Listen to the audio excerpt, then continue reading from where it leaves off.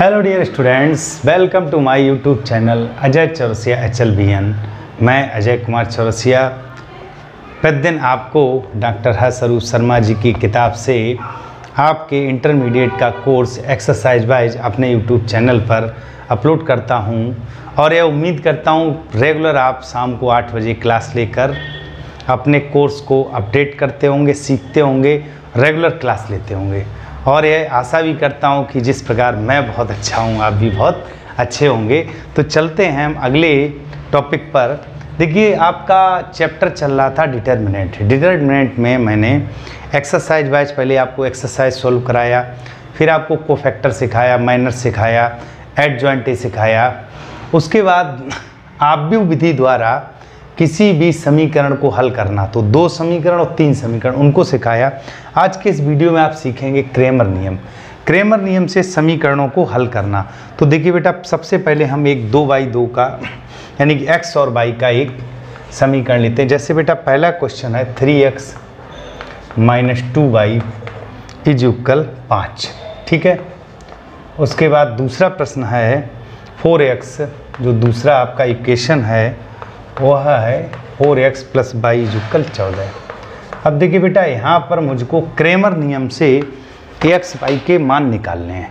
तो देखो बेटा, आपके दिमाग में एक छोटी सी फीलिंग रहे, यह जो समीकरण वो इस तरह का है a1x + b1y = c1 और a2x + b2y = c2, ठीक है। स्टैंडर्ड फॉर्म आपकी इस तरह की है ax + by = c। ये हमारा स्टैंडर्ड फॉर्म है। इसी का पहले का 1 हो गया, दूसरे का 2 हो गया, ठीक है। तो अब बेटा हमको क्या करना है कि क्रेमर नियम से, तो क्रेमर नियम हमको डिटरमिनेंट के द्वारा यानी डिटरमिनेंट हल करके आप x y का मान निकालते हैं। तो यहाँ पर बेटा 3 चीज़ें हमको निकालनी। जैसे पहले डेल्टा निकालना है, फिर डेल्टा x निकालना है, फिर डेल्टा y निकालना है, ठीक है। अब थोड़ा सा इनको ध्यान से समझिएगा। अब देखिए, कुछ राइटर्स जैसे डेल्टा लिखते हैं, कुछ कैपिटल D लिखते हैं, ठीक है। पहले वाले को जैसे मैं इधर लिख दूं delta, capital D, small d, यह शब्द प्रायः यूज किए जाते हैं। दूसरा वाला जैसे डेल्टा 1, D1, स्मॉल d1, या इसी को आप ऐसे लिख सकते हो delta x, dx, small dx, ठीक है। ये एक ही बात हो गई। दूसरा आपका आएगा डेल्टा 2, D2 और D2, या डेल्टा y, dy या dy। यह एक बात हो गई, ठीक है। यह एक बात, यह दूसरी बात, यह तीसरी बात। अब इनका मतलब भी अभी हम सीखेंगे। देखो बेटा, हम यहाँ पर इनमें से कोई एक वर्ड ले सकते हैं। जैसे ये सारे वर्ड एक ही बात है, यह सभी एक ही बात है। तो देखो, यहाँ पर याद रखने के लिए आपको क्या करना है। जैसे बेटा डेल्टा, डेल्टा का मतलब आप इस तरह लिख लीजिएगा AB, ठीक है। डेल्टा x का मतलब आप देखो बेटा डेल्टा x। अब हम पहुँचे दूसरे पद पे, तो प्लस यहाँ माइनस लगा दो। अब हम लिख देंगे BC, ठीक है। फिर चलना हमको ऐसे है। उसके बाद डेल्टा y, अब हम लिख देंगे AC। क्यों? क्योंकि चलना इस तरह है, ठीक है। देखो बेटा, इधर B, BC और AC। अब इनको समझिएगा, ये AB, BC और AC क्या, ये मैंने आपको समझाने के लिए एक समीकरण बताया कि ax + by = c का रूप यह है। तो यहाँ देखो बेटा, AB का मतलब हो गया, A का मतलब x का गुणांक, तो देखिए 3, 4, ठीक है। B का मतलब हो गया -2 और 1, ठीक। इसको आपने सोल्व किया तो देखिए 1 × 3 -4 × -2, तो फाइनली ये मान आया 3 + 8 अर्थात 11। ये आपका डेल्टा का मान आ गया। अब दूसरा मैंने लिखा है माइनस का BC, ध्यान दीजिएगा, माइनस का BC। B का वैल्यू -2 और 1 है, -2, 1 और ये है 5 और 14। तो देखिए, जब हम इसको हल करेंगे तो माइनस पहले लगा, इसको लगा लीजिएगा। देखिए 14 दूनी 28, माइनस का 28 -5, तो 28 और 5 33, माइनस माइनस प्लस का 33। क्लियर? जब बात करते हैं इसकी AC, AC का मतलब समझिएगा, पहला A का मतलब बेटा क्या है, ए का मतलब x का गुणांक, b का मतलब y का गुणांक, c अचर पद। तो a देखिए बेटा क्या 3 और 4, c हमारा क्या 5 और 14, ठीक है। तो इसको देखिए हल करिएगा तो 14 3 42, ठीक है, -4 पंचे 20, तो ये आपका कितना आ गया 22।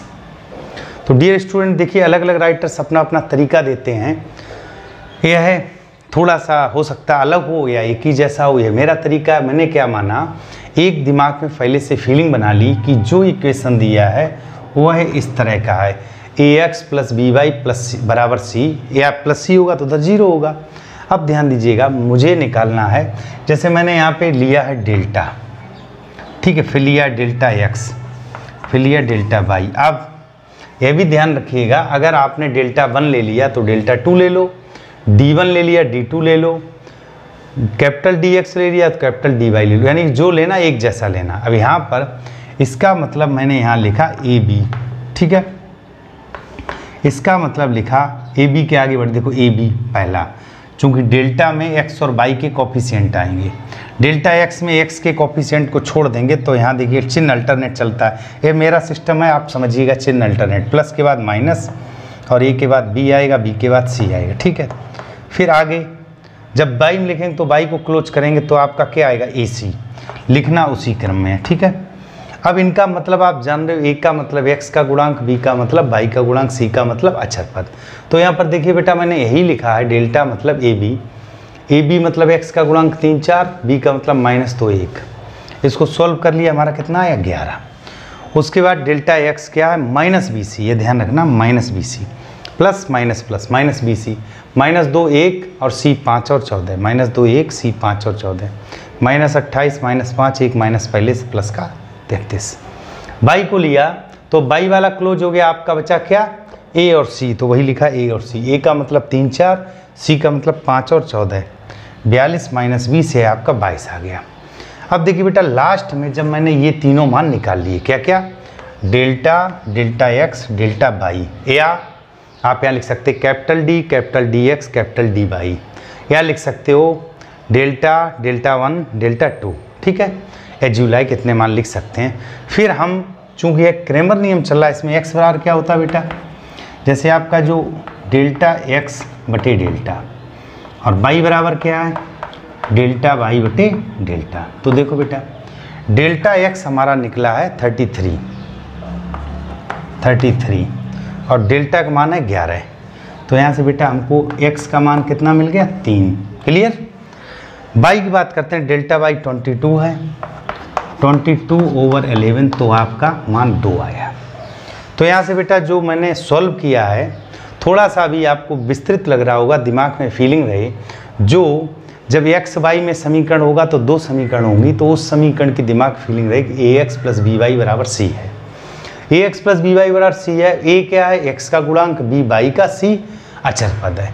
तो यहाँ पर देखिए बेटा ax + by + c इस रूप में है, तो a b लिखना है डेल्टा को, मतलब x के गुणांक एक किस में लिख लीजिएगा, स्तंभ में, y का गुणांक स्तंभ में, डेल्टा x मतलब यहाँ पर x के पद को छोड़ देना है तो bc, और चूंकि दूसरा पद है तो मैंने कहा अल्टरनेट चिन्ह लगाई है, एक मेरा तरीका हो सकता है, शायद आपको अच्छा लगे।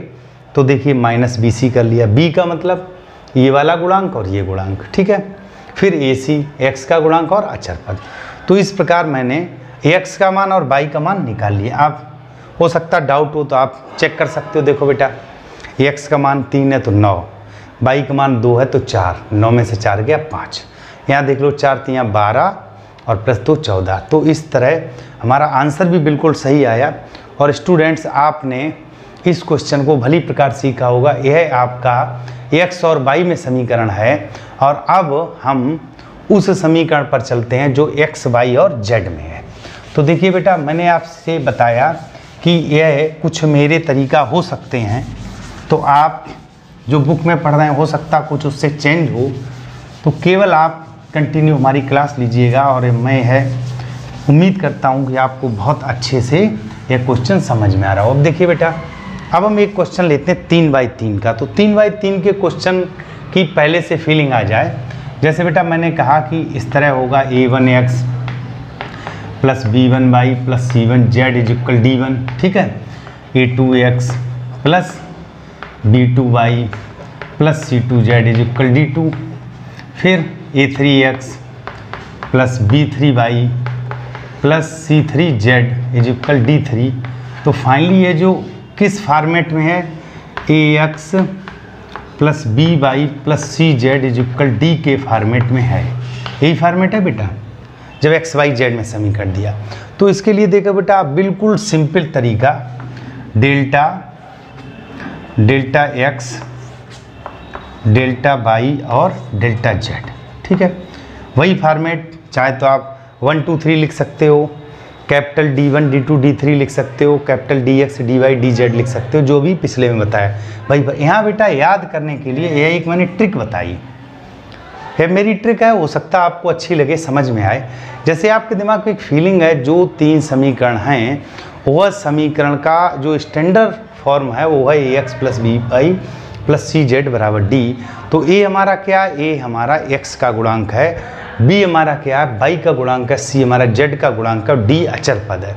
तो देखो बेटा यहाँ पर आप इस तरह की एक ट्रिकी सिस्टम बना लीजिएगा। यहाँ लिख दीजिएगा ABC, ठीक है, डेल्टा के लिए। अब आप विकर्ण में D लिख दो, देखो D और D, ये विकर्ण में लिख दिया। ये जो प्रिंसिपल डायगोनल है, मुख्य विकर्ण, इसमें मैंने D लिख दिया तीनों में, बहुत ध्यान समझिएगा। अब जितने स्थान बचे वहाँ क्रम से जो ऊपर अवयव थे वही लिख दो। देखो ऊपर A था तो इन सब में A लिख दो, B था तो इन सब में B लिख दो, C था तो इन सब में C लिख दो। बस ये एक स्टैंडर्ड रूप, एक शॉर्टकट मैंने बनाया है, या चूँकि हमने बनाया तो इसको आप थोड़ा सा समझने का प्रयास करिएगा कि अब हम एक इक्वेशन लेते हैं और उसको इसी फॉर्म से सॉल्व करेंगे। जैसे देखो बेटा एक मैंने क्वेश्चन ले लिया, यहाँ पर हमारा क्वेश्चन आया AX प्लस Y, जैसे वो पहला क्वेश्चन था तो इसको दूसरा मान लीजिएगा, AX plus Y plus Z is equal 6, ठीक है। फिर दिया X माइनस Y और प्लस Z इज इक्वल 2, और अगला दिया 2X plus Y minus Z is equal 1, ठीक है। तो देखो बेटा अब इस क्वेश्चन को मुझे क्रेमर नियम से करना है। तो आपके दिमाग में फीलिंग क्या है कि ये जो समीकरण है वह किस रूप में है, AX plus BY plus CZ is equal D के रूप में। सबसे पहले बेटा डेल्टा फाइंड आउट करेंगे। डेल्टा को मैंने क्या लिखा शॉर्टकट में, ABC, ध्यान से समझिएगा, ABC। अब ABC का मतलब क्या हो गया, देखो बेटा A का मतलब X का गुणांक, तो 1 1 2, B का मतलब 1 ऋण 1 और 1, C का मतलब 1 1 और माइनस 1। अब देखिए बेटा पहले से आप डिटरमिनेंट को सॉल्व करना जानते हो। देखिए पहला अवयव 1 ब्रैकेट माइनस दूसरा अवयव 1 ब्रैकेट प्लस तीसरा अवयव 1 ब्रैकेट। पहले को क्लोज कर लीजिएगा। देखो बेटा इसको बंद किया मैंने तो ये पूरा बंद हो गया, माइनस 1 माइनस 1 1 माइनस 1, तो ये 0 हो गया, ठीक है। अब दूसरे को क्लोज कर लीजिएगा, इसको जब क्लोज करेंगे यह बंद हो गया, तो माइनस 1 माइनस 2 माइनस 1 माइनस 2। तीसरे को क्लोज किया, यह बंद हो गया, तो 1 माइनस माइनस प्लस 1 प्लस 2, ठीक। तो यह आ गया आपका, यह तो 0 हो गया। यहाँ देखिए माइनस 2 माइनस 3 और इसमें तो ये प्लस का 3 हो गया। यहाँ देखिएगा 2 और 1 3, ये भी 3 हो गया। तो आपका जो डेल्टा का मान प्राप्त हुआ कितना प्राप्त हो गया, 6।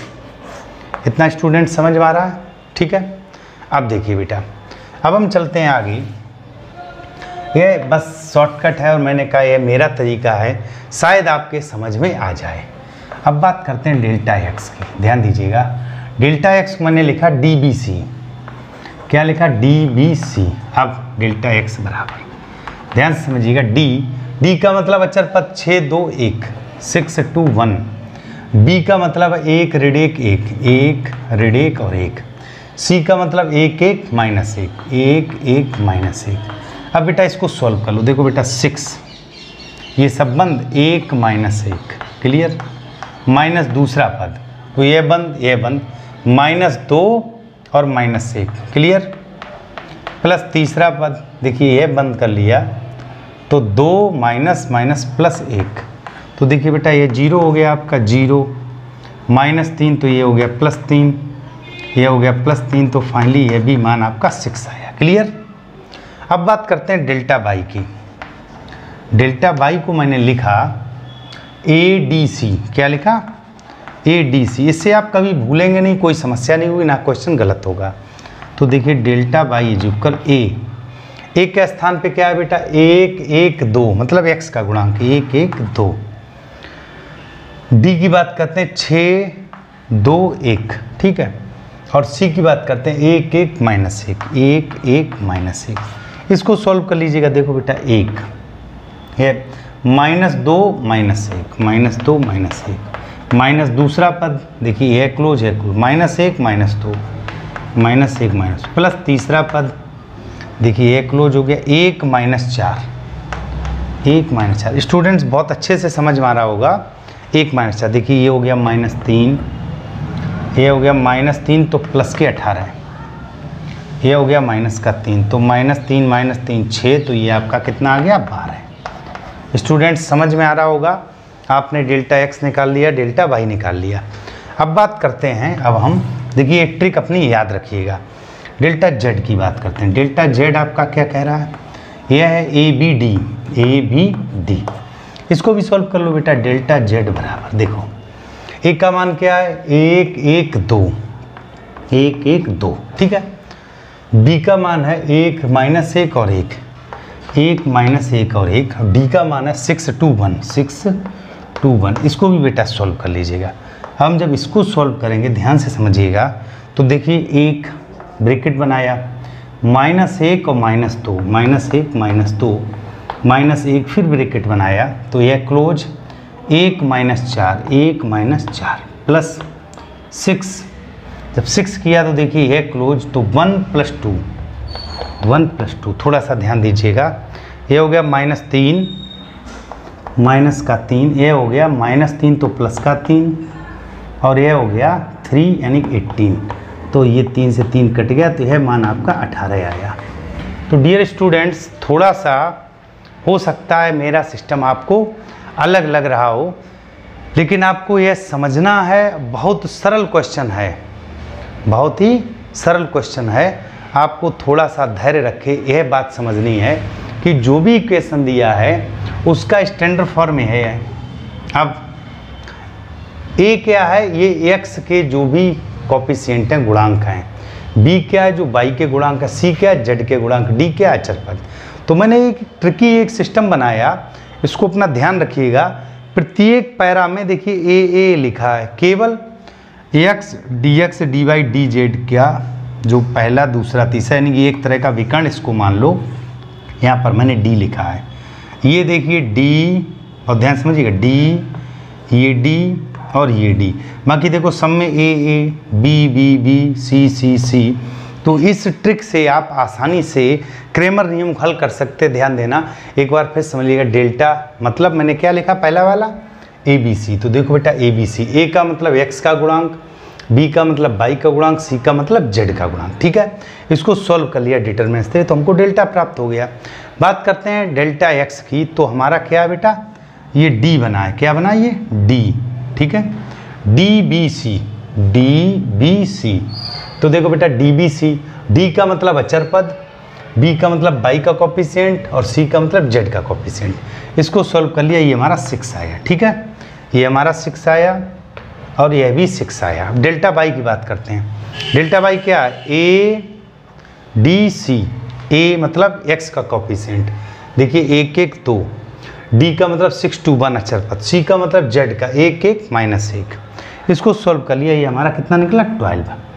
बात करते हैं डेल्टा z, तो क्या ABD का मतलब A का मतलब x का कोफिशिएंट 1 1 2, B का मतलब y का कोफिशिएंट 1 -1 1 1 -1 1, D का मतलब अचर पद 6 2 1। तो इसको सॉल्व किया, ये आपका 18 है। इतना आपको क्लियर हो गया। अब लास्ट में आपको लिखना है, इस क्वेश्चन को बहुत ध्यान से समझिएगा, और ऐसा मैं मानता हूँ कि ये मेरा तरीका बहुत ही सरल तरीका, एक बार आपके दिमाग में बैठ जाएगी, ये थ्योरी मुझे यूज करनी है, ठीक है। तो क्रेमर नियम आसानी से कर सकते हैं। जैसे बेटा उस वाले में 2 पद थे, तो डेल्टा x ओवर डेल्टा, ये x का मान था। तो यहाँ देखो बेटा डेल्टा x का मान हमारा कितना है, डेल्टा x मान 6 है और ये 6, तो x का मान कितना आया 1। y क्या था आपका, डेल्टा y ओवर डेल्टा। तो देखिए डेल्टा y का मान कितना है डेल्टा वाई आपका 12 है, 12/6, तो ये हमारा कितना आ गया 2। जेड का मान डेल्टा जेड ओवर डेल्टा, तो ये आपका कितना है 18/6, तो ये मान आपका 3 आ गया। तो डियर स्टूडेंट्स 1 2 3 निकाला, चेक कर लीजिएगा, 1 2 3 3 6, 1 2 और 3, तो 3 और 1 4 में से 2 गया, 2 बचा। क्लियर? यहाँ देखो 1 तो 2 हो गया, फिर 2 तो 4 हो गया, 4 में से 3 गया तो 1, तो हमारा आंसर बिल्कुल सही है। तो डियर स्टूडेंट्स मैं उम्मीद करता हूँ कि आपको हमारा क्रैमर नियम का तरीका बहुत अच्छे से समझ में आया होगा। एक बार हो सकता है आपको विस्तृत लग रहा हो, और यह ध्यान रखिएगा जैसे एक शब्द आता संगत असंगत, तो सबसे पहले हम इसको चेक करते हैं। अगर डेल्टा हमारा 0 हो गया तो फिर असंगत हो गया, तो फिर वो सवाल हल हो ही नहीं सकता है। बाकी जो सॉल्व हो सकते हैं, ये भी हो सकता है अलग अलग कंडीशन आती जब आप हायर एजुकेशन जाएंगे। तो यहाँ जिस प्रकार आपने हाई स्कूल में कंडीशन सीखी थी कि जो समीकरण दिए थे उनके क्या थे, कोई हल नहीं, अद्वितीय हल, अनंत हल, इसी प्रकार की इसमें भी कंडीशन है। पर आपके 10+2 स्टैंडर्ड में समीकरण को सॉल्व करना दिया गया है। तो क्रैमर नियम में हमको यह ध्यान रखना कि जो भी इक्वेशन है वह इस स्टैंडर्ड फॉर्म से कंपेरिजन कर लेंगे, और delta, delta X, delta Y, delta Z को ए बी सी के रूप में लिखेंगे। केवल जो ये जो एक तरह का मुख्य विकर्ण है किसका, एक्स वाई जेड वाला, उसमें डी डी डी लिख देंगे।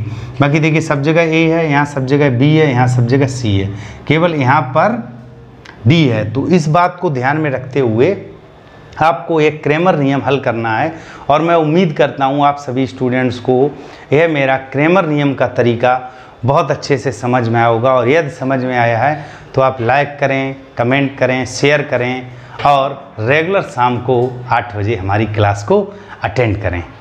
धन्यवाद।